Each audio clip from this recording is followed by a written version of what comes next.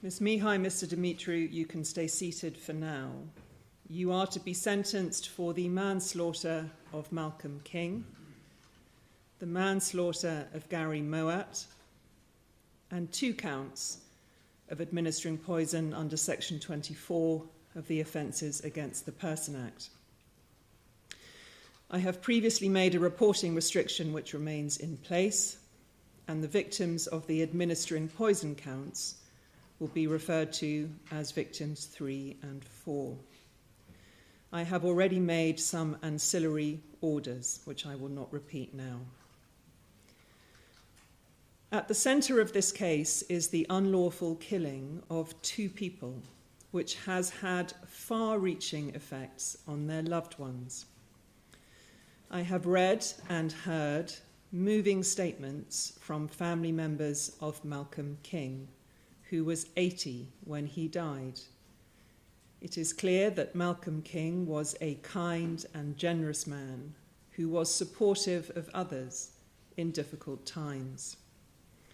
Family members have set out the devastation and shock that his death has caused to many people, and how the pain of losing him will be felt for the rest of their lives.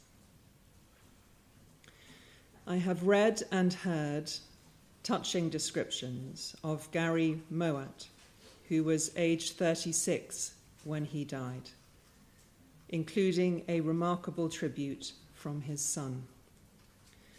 Gary Mouat was a friendly, funny, and kind man with a huge personality. His death has had a profound effect on his family and his friends. Many hearts have been broken. His family felt unsafe in their own home for some time after what you did. I am grateful to all of you here in court and not in court who wrote and spoke in your own words about those 2 men who were clearly so much loved and will be greatly missed. Your testimonies have assisted me in this sentencing process. I turn to the facts. Where I have made factual findings, I have done so on the basis of all of the evidence in the case, and so that I am sure. When you pleaded guilty, there were no bases of plea. Charges of conspiracy to steal were not pursued, but it was explicitly accepted that each of the 4 offences which you pleaded guilty to was committed against the backdrop of an agreement between the pair of you. That was an agreement to trick men into letting Ms. Mihai into their homes on the pretext that she would provide sexual services to them, and then spiking their drink with a drug, and once they were unconscious, stealing from them. Of the 4 men who you left unconscious and alone, 2 men died. You 2 had been in a relationship since 2023 and lived together. Ms. Mihai, you had been a sex worker and escort for some time. The way in which you operated together to commit these crimes was in summary as follows. A profile was set up on a platform, Viva Street, offering escort and sexual services, with Ms. Mihai's contact details. Both of you accessed that platform. Each of the 4 victims then made contact with you, Ms. Mihai, through that website and arranged for you to come to their home to provide sexual services for payment. Mr. Dumitru, you drove Ms. Mihai to the men's homes, which were in Gloucestershire, Oxfordshire, Essex, and Hertfordshire. Ms. Mihai, you went into the property alone, while Mr. Dumitru stayed in a car outside. You, Mr. Dumitru, were ready to provide backup if needed, including by way of threats or violence.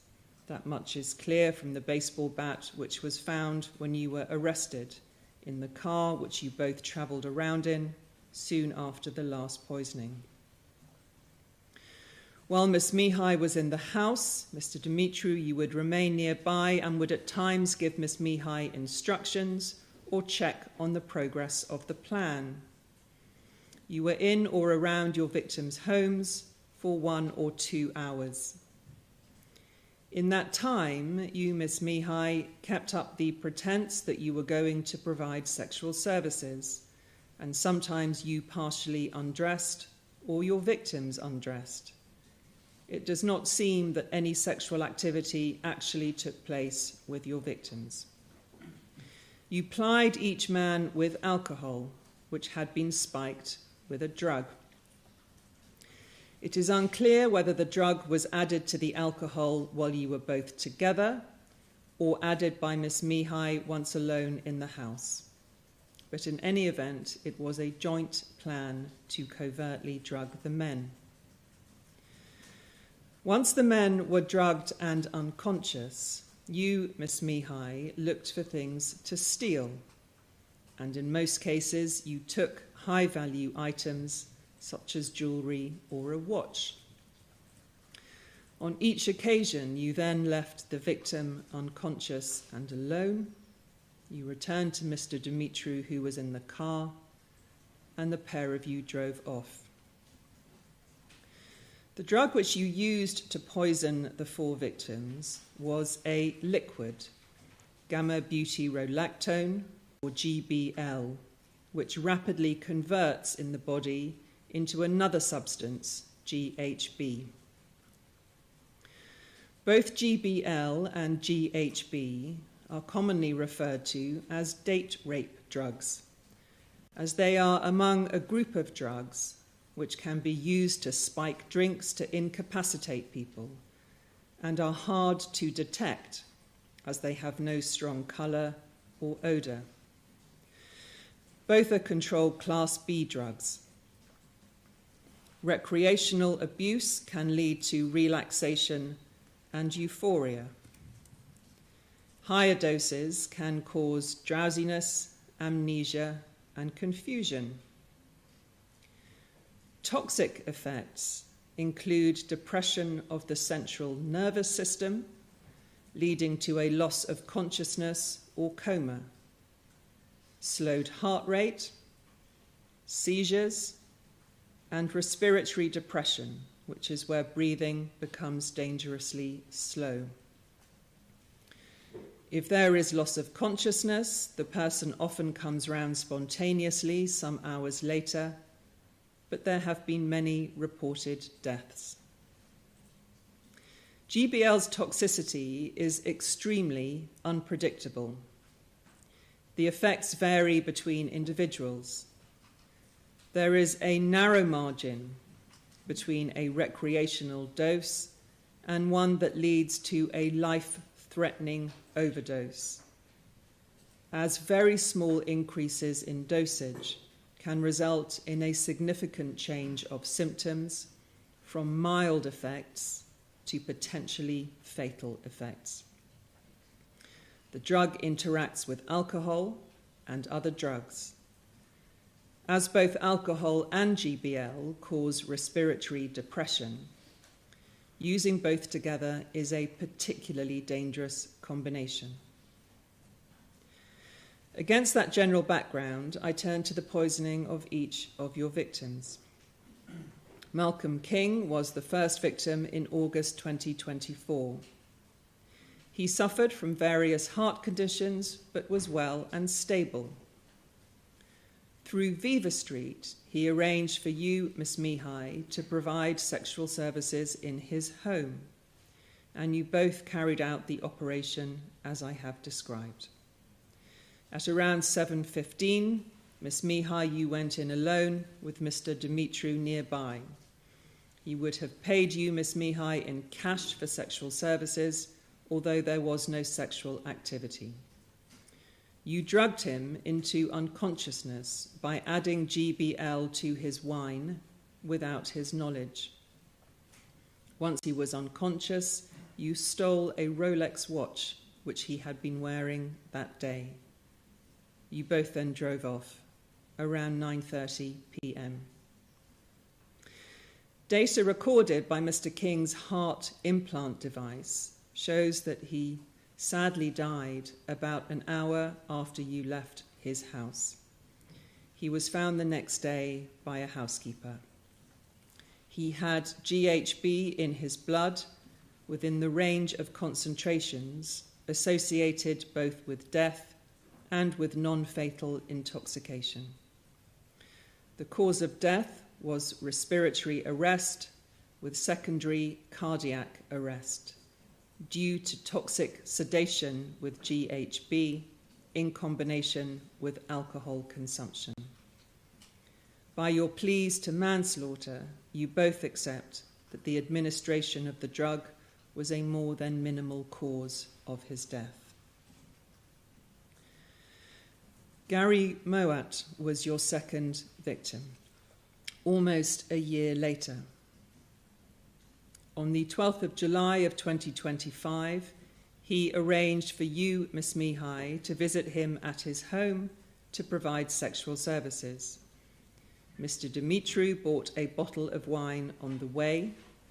You, Miss Mihai, went in alone at around 9:45 p.m, with Mr. Dumitru staying nearby. Mr. Mouat had been drinking and had taken cocaine. There had been discussion about Mr. Mouat paying in cash, and I find he did so, although no sexual services were provided.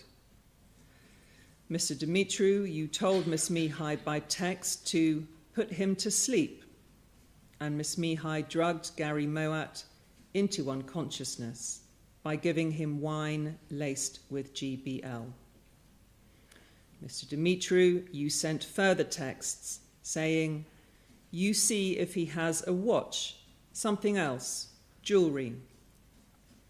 Miss Mihai, you must have searched for valuable items, but it is unclear whether anything was in fact taken. You left him at around 10:50 p.m, alone and unconscious. Tragically, he never came round, and his body was found by friends who had gone to check on him. A pathologist found GHB and alcohol in his blood. He had drunk enough to be noticeably intoxicated. The concentration of GHB detected was high, within the range reported in previous fatalities, although also reported in cases where people recovered. Such a high level of GHB could in isolation account for the death by inducing fatal respiratory depression. The interaction with alcohol increased the level of sedation and the risk of death. The after effects of cocaine may have enhanced the sedative effect. The cause of death was GHB, alcohol, and cocaine intoxication. And you both accept by your pleas to manslaughter that the administration of GBL contributed to Mr. Mouat's death in a more than minimal way. Having left Mr. Mouat late at night on the 12th of July, you arrived back in the area of your home address in Ilford at midnight. Just over an hour later, in the early hours of the 13th of July of 2025, you arranged to see victim 3, a 40-year-old man who lived in Essex. He had made contact with you, Miss Mihai, via the web profile a few weeks earlier, and you exchanged details then, although did not meet. In the early hours of the 13th of July, he made contact with you again. An arrangement was made, and you both drove to victim 3's home, arriving a little before 3 a.m. He had been drinking heavily at a party. Mr. Dumitru, you waited nearby and communicated with Miss Mihai when she was inside the house. Victim 3 transferred £450 to a bank account as Miss Mihai directed. No sexual activity took place. As before, you, Miss Mihai, gave him wine laced with GBL, and he recalls taking a couple of sips before falling unconscious. You took a Rolex watch from a drawer before leaving victim 3 alone and unconscious. Unlike your first 2 victims, thankfully, he survived. He came round at about 4 or 5 a.m. He felt dazed and he vomited repeatedly. He could not move properly and he could not get up. He felt groggy and anxious for days afterwards. You have both pleaded guilty to administering poison to him. Soon after, on the 22nd of July of 2025, victim 4 made contact with you, Miss Mihai, again via the Viva Street platform, and an arrangement was made to go to his home. He is a 31-year-old who lived in Hertfordshire. You both drove to victim 4's home, arriving around 6 a.m. He had been drinking and taking cocaine and felt intoxicated. Mr. Dumitru, you remained nearby in the car and you messaged to check that Miss Mihai had got in and to check what was happening. Victim 4 paid you, Miss Mihai, in cash for sexual services, although none were provided. Miss Mihai, you poured shot glasses of vodka, which you had brought, and were insistent that victim 4 drank it. After he had 1 shot glass, you told him to lie down, and you encouraged him to drink a second and perhaps a third. You had laced the vodka with GBL, and victim 4 lost consciousness. You then took jewellery, which belonged to his late mother, aftershave, and documents before you both drove off at around 7 a.m. Victim 4 was unconscious for 4 or 5 hours, but he also survived. He felt confused and hungover when he came round. You have both pleaded guilty to administering poison to him.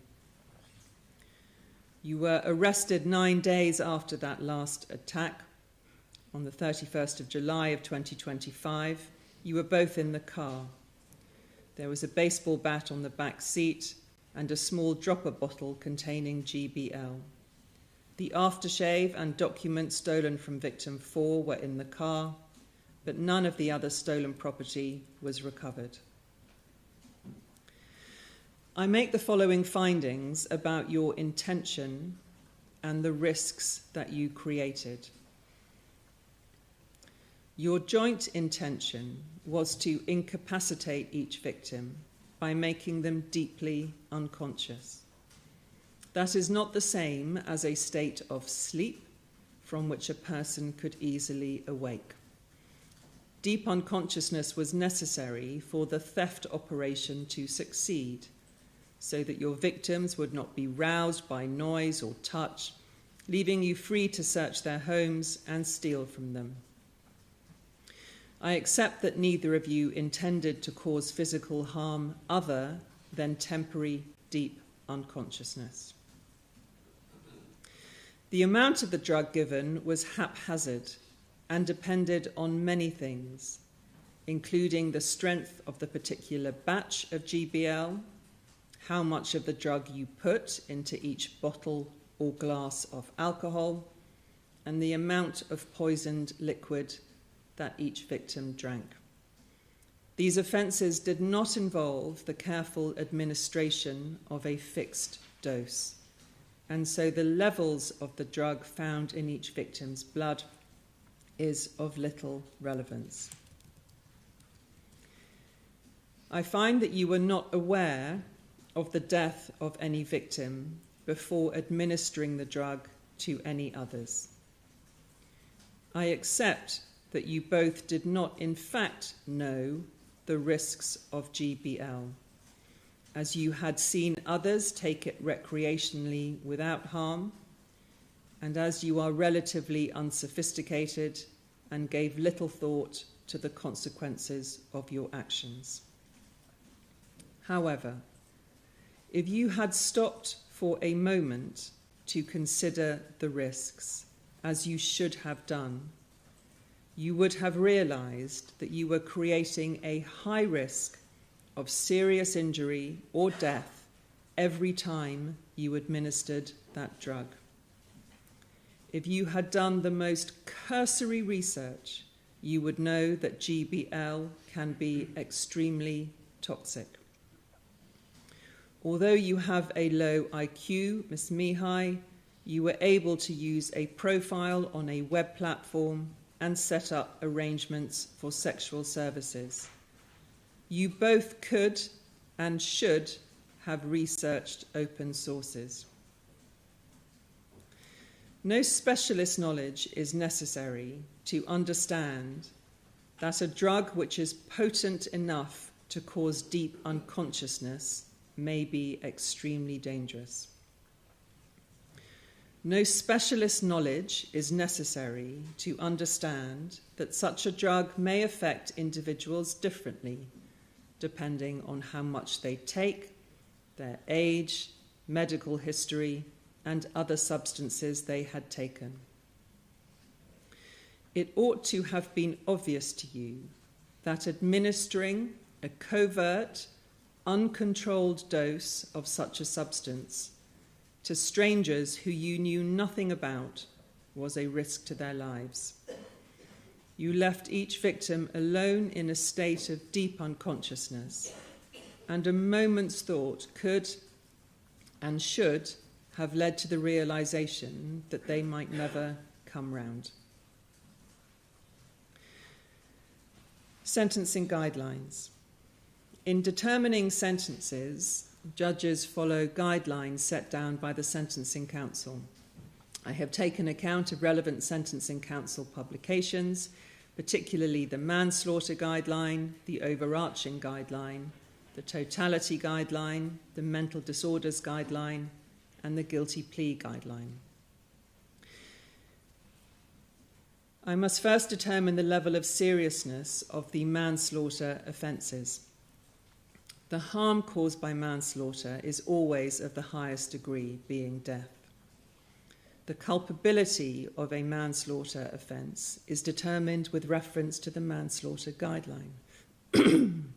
That sets out brackets of culpability, but stating that the descriptions within each bracket are indications of the level of culpability that may attach to the offender's conduct, and reminding the court to avoid an overly mechanistic application of these factors.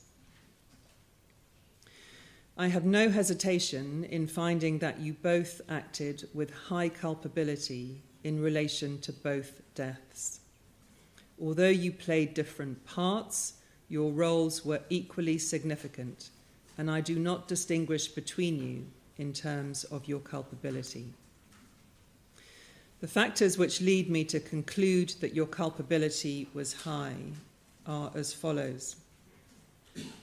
Firstly, you intended to render your victims deeply unconscious. It has been established by the courts that unconsciousness is capable of being grievous bodily harm. You have not been convicted of murder, and I do not make any finding that you intended to cause grievous bodily harm. Intending to put a person into a state where they cannot move or use their senses is an intention which sits within high culpability. Your low IQ, Ms. Mihai, does not affect that assessment. You intended the harm to be temporary, but despite that, I'm satisfied that the intended harm falls just short of grievous bodily harm. Secondly, there was a high risk of serious injury or death, which ought to have been obvious to you for the reasons I have set out. Thirdly, death was caused in the context of commission of a serious criminal offence. It appears to me that this factor within the manslaughter guidelines relates to the background offence, if any, rather than to the unlawful act itself, which was the administration of poison. The background offence here on each occasion was a conspiracy to steal. The seriousness arises from premeditation and planning, the fact that the plan was to steal from inside people's homes, the trickery used to enter each victim's home under the pretense of providing sexual services, and the targeting of high-value items such as watches and jewellery.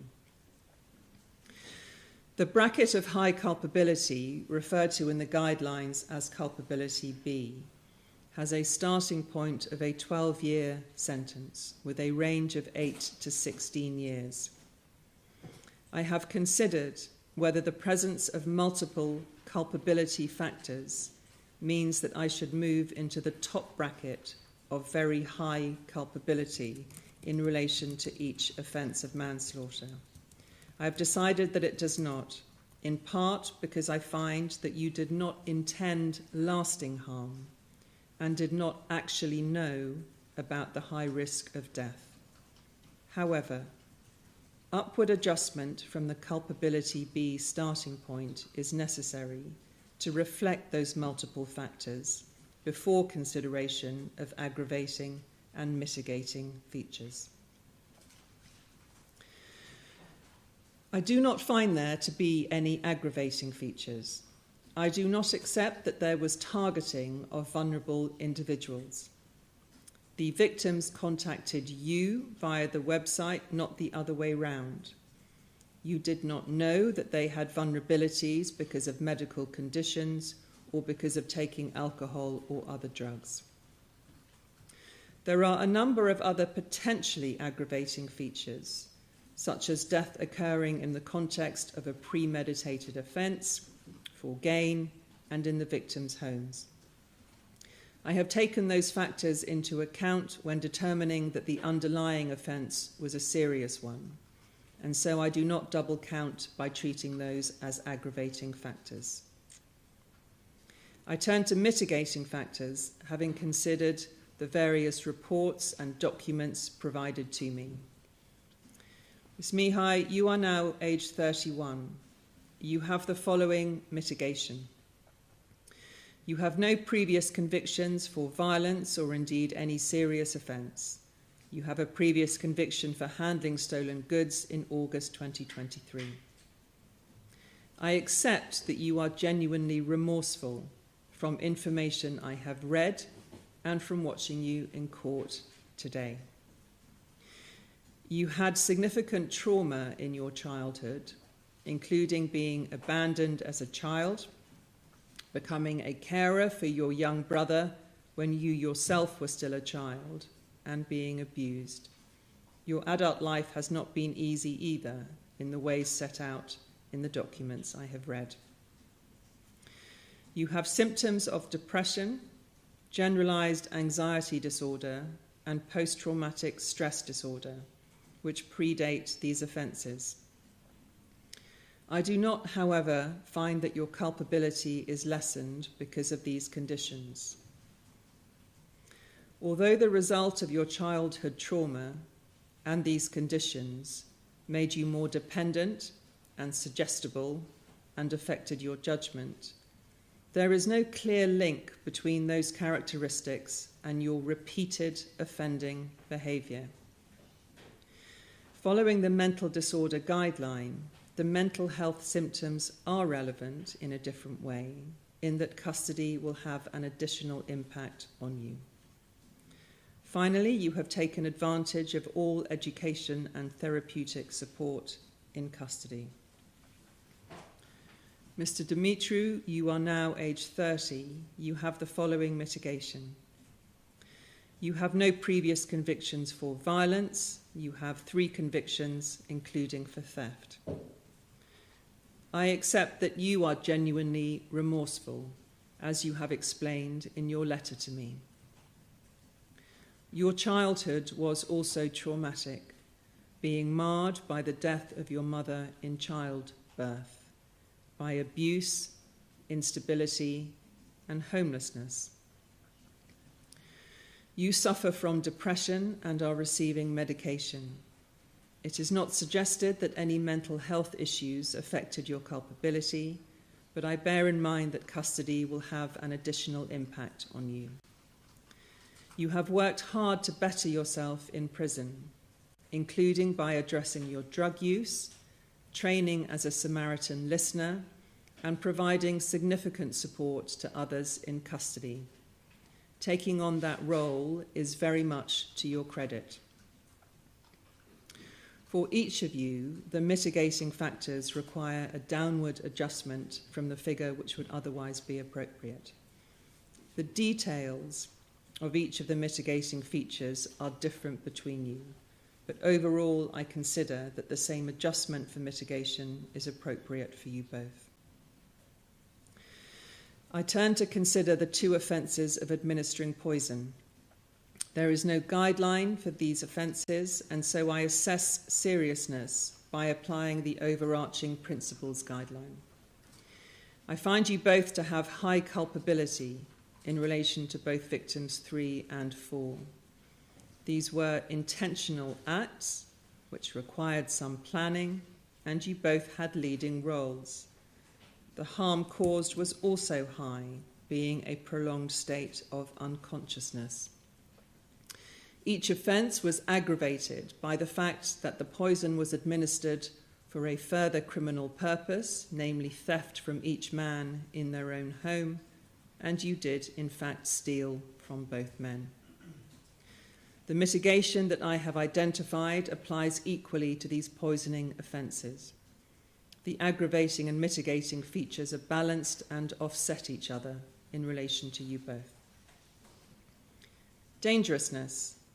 I must decide whether you are each a dangerous offender, which has a particular legal meaning, whether you pose a significant risk of serious harm by committing further specified offences. Despite the gravity of these offences, I do not find either of you to be a dangerous offender.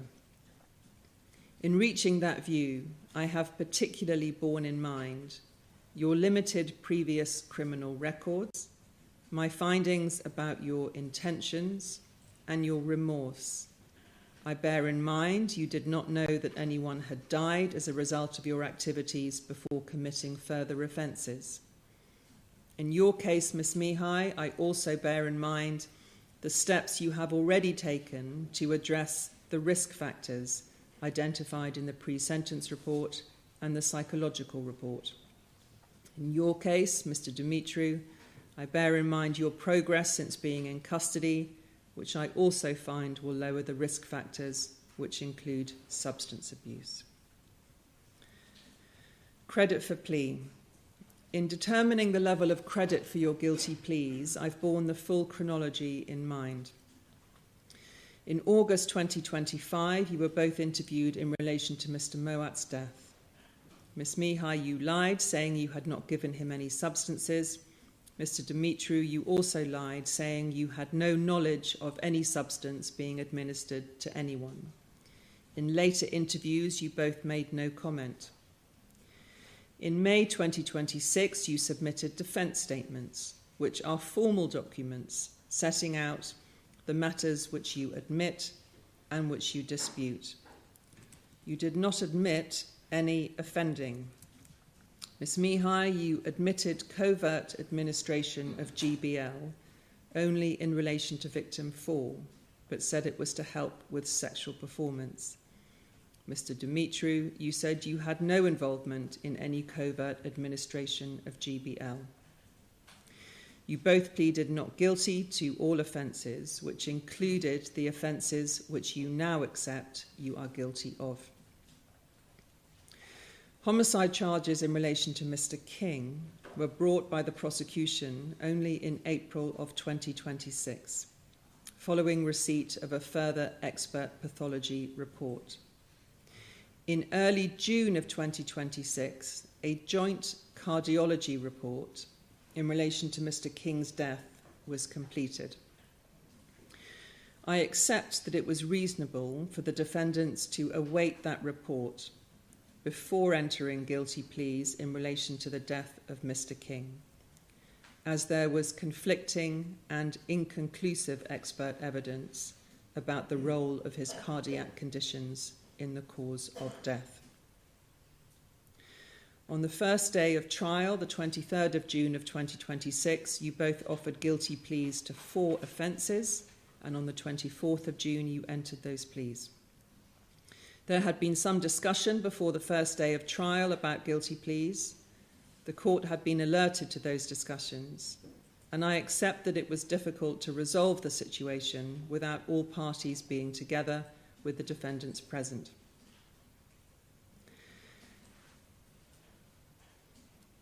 In relation to Mr. King, I am satisfied that there were particular circumstances which made it unreasonable to expect the defendants to indicate a guilty plea sooner than was done. The exception at F1 of the sentencing guidelines applies in relation to the manslaughter of Mr. King, and I am prepared to give full credit for your guilty pleas to the manslaughter of Mr. King. In relation to the other three offences, the position is different. I do not accept that it would have been unreasonable to indicate guilty pleas to those offences much earlier in the proceedings, and the F1 exception does not apply. I note that you did not even accept in your defence statements that you had unlawfully administered GBL to those three victims in order to render them unconscious. That is relevant because this was not a case where the only remaining issue was linked to defence expert evidence which was awaited. The usual rule is that the discount is limited to 10% when pleas are entered on the first day of trial. However, given that discussions were underway before the trial, I make a 15% reduction. Turn now to the sentences. I have considered the totality guideline and the appropriate sentence to reflect all of the criminality. Plainly, only a lengthy custodial sentence can meet the seriousness of this case. No sentence can ever compensate the families and friends of those who you unlawfully killed. In line with the totality guideline, I have considered what the sentence would be for each individual offence if it stood alone. For each of the offences of manslaughter, the starting point is 12 years. I increase that to 15 years because of the multiplicity of culpability B factors. I adjust it to 12 years because of mitigation. That means that the sentence before credit for plea for each of the manslaughters, if they stood alone, would be 12 years. With credit for plea, the sentences would be 8 years in relation to the manslaughter of Mr. King and a little over 10 years in relation to the manslaughter of Mr. Mouat. For each of the offences of poisoning, the sentence would be 2.5 years after a trial. With 15% credit for plea, that would result in a sentence a little over 2 years for each. The approach of the courts is not simply to add up sentences for individual offences.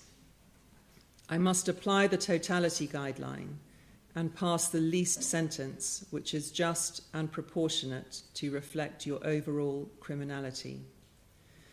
That sentence must properly reflect the tragedy that not one but 2 lives have been lost. I bear in mind that these were not, as is sometimes the case, 2 deaths arising from one unlawful act. The deaths arose from separate unlawful acts a year apart and were followed by a further 2 separate poisonings. As this was a series of offences of a similar kind, I will pass concurrent sentences, and I take the manslaughter of Mr. King as the lead offence. Ms. Mihai, Mr. Dumitru, will you please stand up? The total sentence I impose on both of you is a sentence of 17 years imprisonment.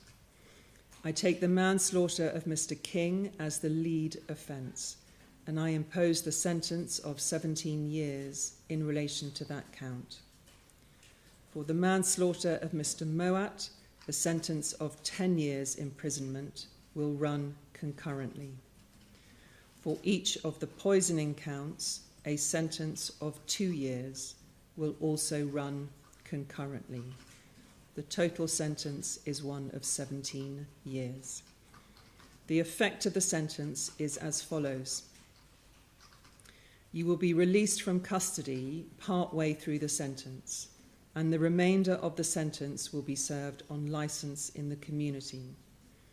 At today's date, that release point is no less than 2/3 of the term, but the Sentencing Act of 2026 would change that to no less than half. You must comply with all the conditions of your licence, failing which you will be at risk of recall to prison to serve the remainder of the term in custody. The days which you have spent on remand in custody will count automatically towards your sentence. I understand that figure to be 371 days. The defendants will be taken down now. To 4 o'clock here on Sky News, and as you've just been hearing, a man and a woman who fatally drugged 2 men and poisoned 2 others to steal from them have both been jailed for 17 years each. Madalin Dumitru, seen here on the left, and Adina Mihai targeted men between August 2024 and July 2025 who'd been seeking sexual services. They took money from the men for services that they did not intend to provide, and instead went on to steal things that they could sell off to fund their lifestyles, like jewellery and watches. 80-year-old Malcolm King and 37-year-old Jerry Mouat were found dead at their homes after being poisoned with a substance known as GBL that had been secretly added to their drinks by Mihai. It's more widely known as a date rape drug, as the judge explained there. The 2 other victims were poisoned in a similar manner, but they didn't die. Police have released a TikTok video made by Dumitru and Mihai on their way to the house of Gary Mouat, who died because of their actions. This is also footage of the pair who were on their way to his house, where they were caught on CCTV buying wine at a petrol station, which they would eventually use to poison him. You are under arrest for murder. You do not have to say anything that it may harm you. If you do not mention one question, something later on in court. At this moment in time, I'm placing you under arrest, all right, on conspiracy to steal and murder. OK, you don't have to say anything, but it may harm your defence if you do not mention one question, something to later on in court. Dumitru and Mihai were arrested and charged last year after the death of Gary Mouat, before then being further charged early this year in April for the death of the older man, Malcolm King. Detective Inspector Michael Roddy of Thames Valley Police spoke on the danger posed by the pair. I think their danger comes from their recklessness. We know almost immediately after Gary, they visited one of our living victims and drugged him. Soon after that, one of our other victims as well. The issue here is that they're administering a drug that they have no comprehension of what it might do to an individual. The senior prosecutor at the Crown Prosecution Service, Charles White, says the pair felt they would get away with their crimes.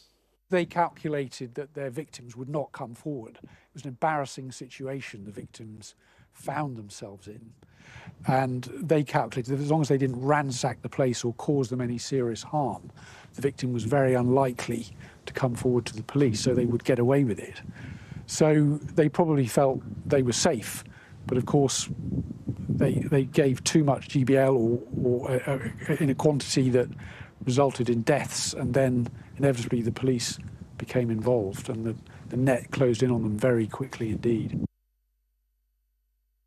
The wife of businessman Gary Mouat told the court how her family's lives changed forever 12 months ago when he died. On the 13th of July last year, our lives changed, she said, forever because of what you did. I had to tell my 8-year-old son that his daddy had died. I will never forget the scream that came from him when he realised his daddy was gone forever.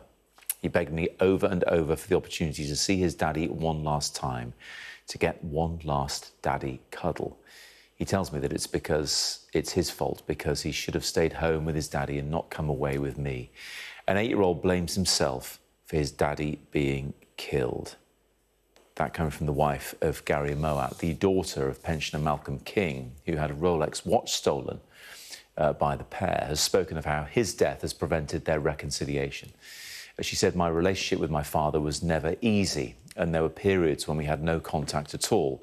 The defendants did not simply unlawfully take my father's life. They stole the future that both he and I still had the possibility of writing together. When my father was killed, she says, the defendants did not only end his future, they stole mine as well. And that is summing up the sentencing that has been given to that pair, Adina Mihai and Madalin Dumitru, who've received 17 years each for the manslaughter of those two victims and other charges, including poisoning.